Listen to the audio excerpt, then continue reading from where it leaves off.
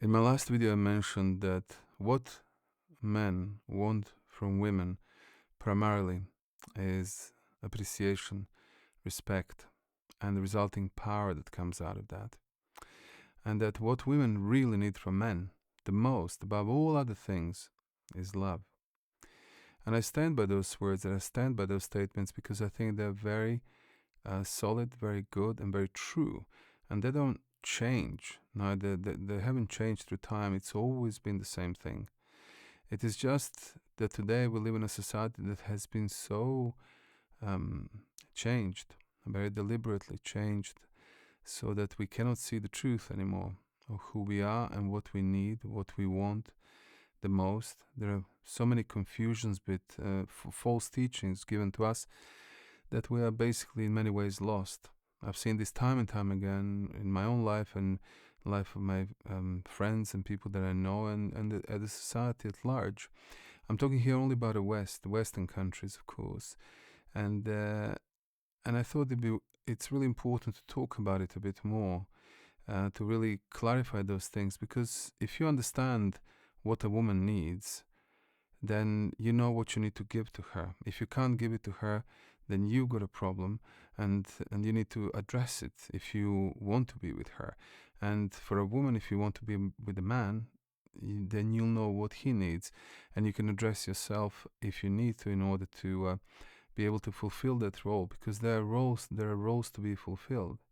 And if we have been damaged by listening to the false teachings of our society, and to listening to false prophets, of which there are many, and so on and so forth, we will grow up believing wrong things and being unaware of what we actually need from each other. And today, it's rampant in our societies. It's really really sad to see. But so for us men, what we need from you women is to appreciate us, to respect us, you see, to uplift us with your comments and your appreciation of who we are, of all the efforts that we are making for you and for our family, for example, and for our relationship, for our marriage, and so on, for all the sacrifices, all the projects, all the things that we try to do to better our lives, for example. So this is something that man needs approval, you see, for that. And it's a fundamental need, and it is not created by the man himself. It's created by God. That's how it is. It is not something that I cooked up in some kind of corner and I said, yeah, that's what I want. No, it is deep in us as men. And of course, other things are important too, love and so on. But it's really secondary for the majority of men. There'll be men that rate love more than, let's say, respect and all that. That's a different thing. Fine, that exists. But for most men, it is like that. And this is why, for example, how many, women, not many, but a few women that I've spoken to, including my own wife, that who observed that tendency in men when they were, let's say, younger, and they were talking to a young man, and he was trying to impress them with all the things that he was doing at the time, and all the projects, and I'm doing this and I'm doing that and all of that, seeking that approval from her, seeking that appreciation from her, you see. And to a woman, that can be quite confusing. Why is he doing all of that? It's kind of boring.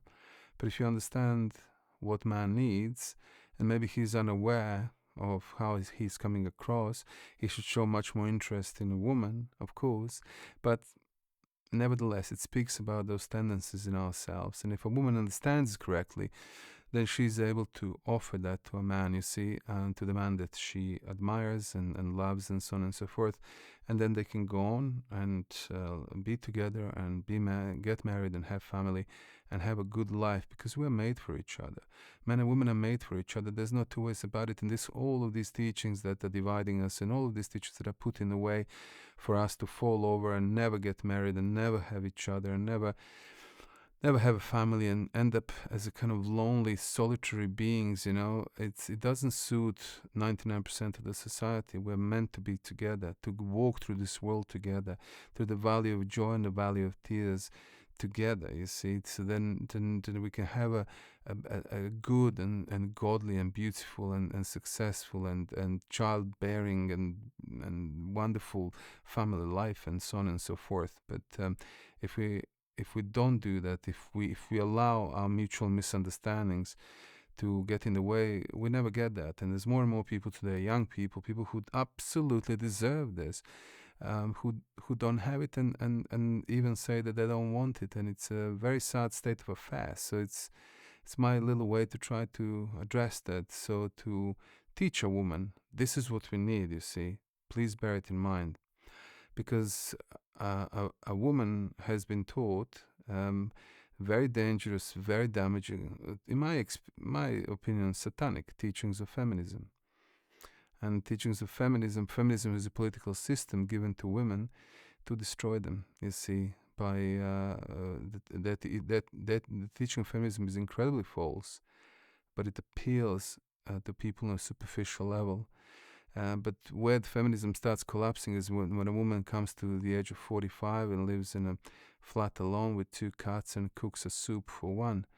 Then she realizes she's been cheated out of life. When she was young, she was naive enough to buy into those teachings, and the father and the mother didn't correct her, didn't try to correct her, and then she's ended up being off-putting to men, you see. Hurting men where she, taking them down, bringing them down where she actually should elevate them. And that's what happened. That's what women have been taught, to do that to men, because this is where the men are really sensitive. So you hit us there, and then there will not be a successful relationship or a marriage. Something will go wrong. Either the man will walk, or a woman will disrespect him even more for being weak, and so on and so forth, because every woman really needs a strong man that she can admire. She knows that in her heart, but if she gets a weak man who can be walked all over, it ain't good. It ain't good. So that's what we need. We need respect. We need admiration. But not empty. Not empty. So it's not like, give it to us no matter what we do, because there's plenty of us men who are lazy, for example, who are self-centered, who don't exhibit our, who don't love their women, because our women need to be loved, because it's the deepest tendency in a woman. She needs to be loved. She wants to be loved. She's love herself. That's how she's made by God, you see. And so man needs to, man is moved in a deep part of his heart. He's moved by the beauty of the woman. He's moved by her loveliness, and he cannot help but show interest and love her and do things for her and so on and so forth. And this is all normal part of normal dance of life between man and woman. But man needs to realize that the love is central, that the woman needs to be loved. She's like a flower, and love is the water. If she doesn't get that water, she will get dry and shrivel in due course and remain solitary, alone, beautiful, dry flower, which she should never be. She should remain a wonderful, fragrant, beautiful flower with a lot of little flowers, growing around her, her family, and so on and so forth. So we men need to sort of, sometimes take our sort of head out of our backsides and wake up to life and realize that is what women need, and give that to a woman, and that offer our love, our heart to her, devote ourselves to her, and the woman will repay with her admiration and love towards us, you see. And then the dance begins, and it never stops till the end of our lives, But if a woman undermines a man, if a woman brings the man down, her man down, it's a very great and painful violation. But that's what she's been taught to do, mostly through the teachings of what I call the teachings of 4 C's. 4 C's. It's 4 tendencies that if a woman exhibits, will be devastating to her life, usually with her man. And that's those tendencies to compete, to compare, to control, and to criticize. 4 C's. Compete, control, compare, and criticize.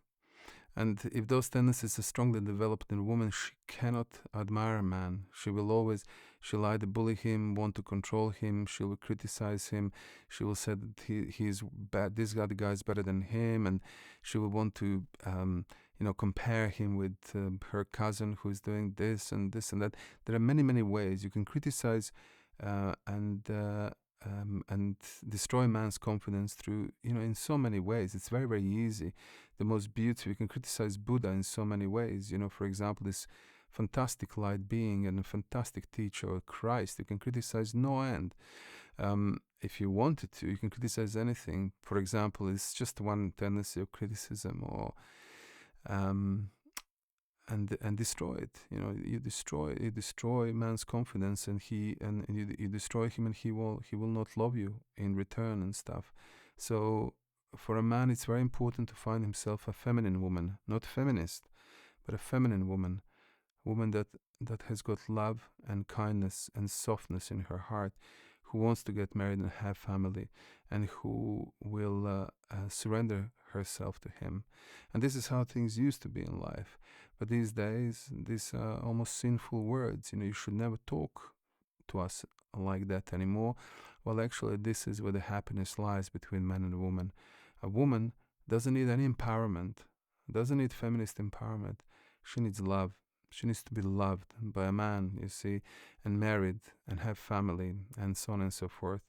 It's by far the most important thing that she can have in life. And what a man needs is for his woman to admire him. Doesn't matter so much about other women. That doesn't matter. It's just his own wife to appreciate him and loves him, and through that, again, the dance of life and the beauty of life and love between them flows, you see, and life gets good. But both men and women need to be very careful in themselves. If I, as a man, want to love a woman, but I have blockages, I have woundings, I have things that happen, my mother was like this, my father was like that, I had issues in the family, for example, or I was hurt by somebody else, so I'm now scared, I'm now worried about this, so I don't know how to do it, and all of that stuff. Man needs to learn with the help of a teacher, for example, or for men that's very good. Finding usually a male teacher, male figure that can teach him and help him in his life. Maybe somebody who's got a number of students and they can work together through things, and he can actually make himself worthy of woman's admiration and able to love her. And equally for a woman, she needs to work on herself to be worthy of man's love, you see, and not to waste herself on many men, to sleep with many men under false pretense of empowerment, while what she's actually doing is devastating herself. Because the more men woman sleeps with, which is very popular today, of course, to sleep easily with any man, if she sleeps more than, I don't know what the number is, I read some statistical material from America, more than 20 or 30 men or something like that, she loses her power to bond to just one man, you see, which is where essentially for most women, their happiness lies, So woman needs to make herself worthy through chastity, you see, through humility, through softness of her words, through elevation of her man, and being worthy flower that man can love, protect, look after, and she, with her power as a feminine woman, will bring out of him the night, because in every man there is a night. And we live in a society in the West where that night is not allowed to come out. That night is not needed anymore, you see.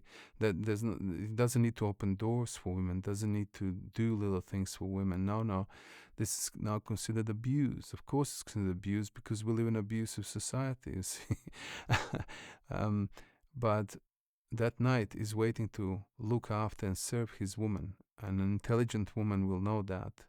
And she will help man to bring that out and to love her and to be her knight, and she will admire him for that and receive love from him happily. And literally the sentence of living happily ever after is absolutely possible for us, even today in the midst of all this mess, So I just wanted to bring out those elements in a relatively short talk, just to sort of tell people, encourage you, just search for a good woman.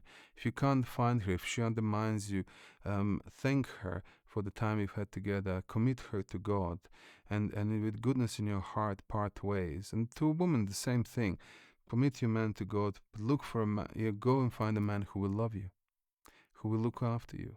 You see, and life gets good. Believe me, really, really good. So yes. So, well, with a prayer in my heart for all of us to do that and to keep growing in our lives and to form marriages and have families together as men and women.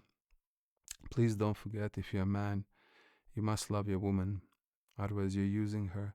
And if you're a woman, you must respect your man. It's the most important thing. Thank you very much for your time, much appreciated. And until our next visit, goodbye.